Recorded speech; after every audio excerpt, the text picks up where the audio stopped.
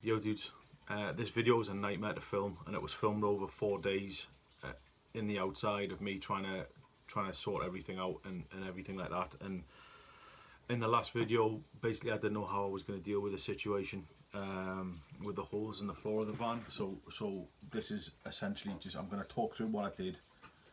If you're interested in watching where I get to, then cool. If not, no bother. It's like I said, I'm not that concerned. But I managed to get my fat head under the van and have a proper look since I did the last video.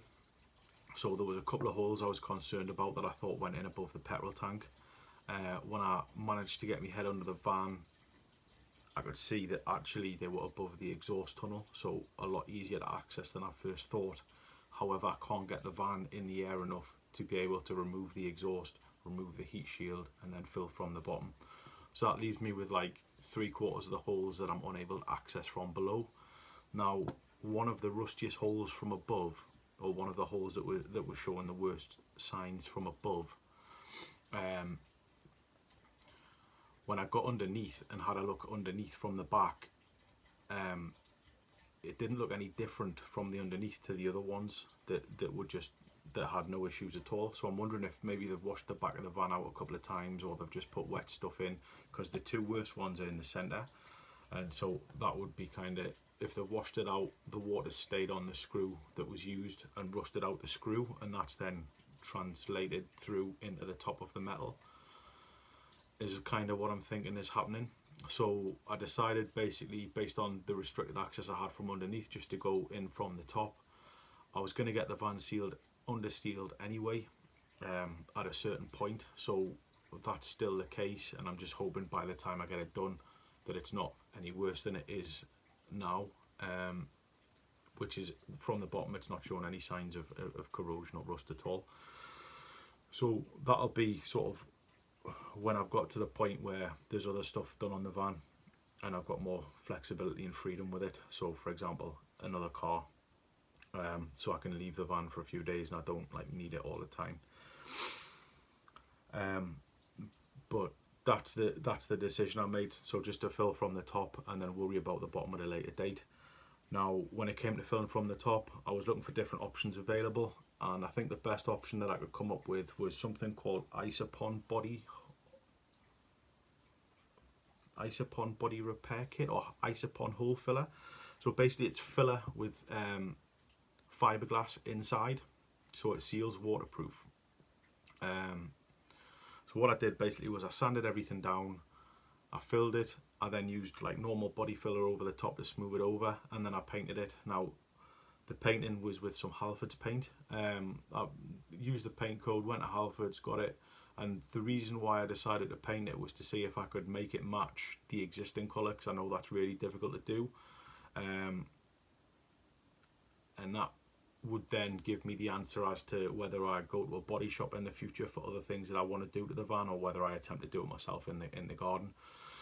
Essentially, it's a no-go. There's no way that I'm going to start painting anything on the outside based on how the colour came out.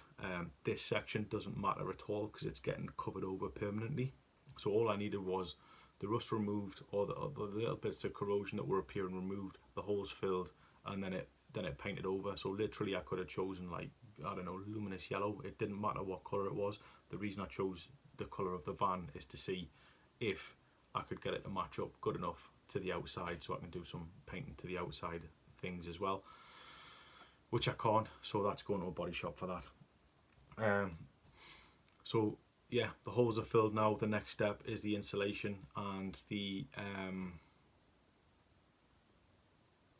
sound deadening, and I'm going to do the floor first, and then I'm going to start on the walls with a couple of other bits thrown in here and there. And if you're interested, this is snippets of the process. There's hours of footage, so I'm literally going to like cut it down to like the key points, and hopefully then it's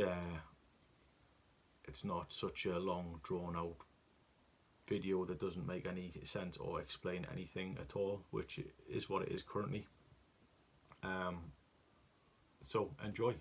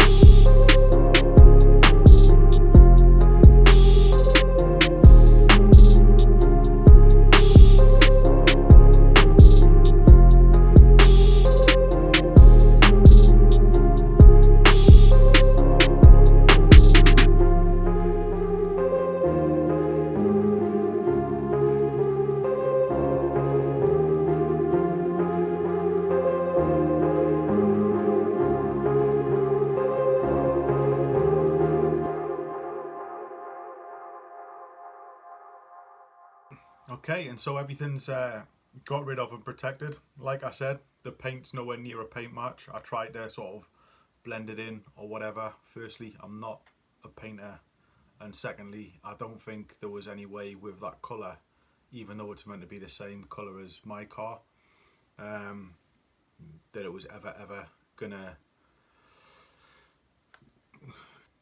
be totally unnoticeable. But that's it anyway. Like I said, the bit that I hadn't expected, that I didn't really want to deal with, is sorted out the way, so I can get back on schedule now and get back to making it like an enjoyable van. And I'm desperate to go mountain biking as well, so as soon as the floor's done, I'm going mountain biking. Anyway, see you later. Have a good one. Bye.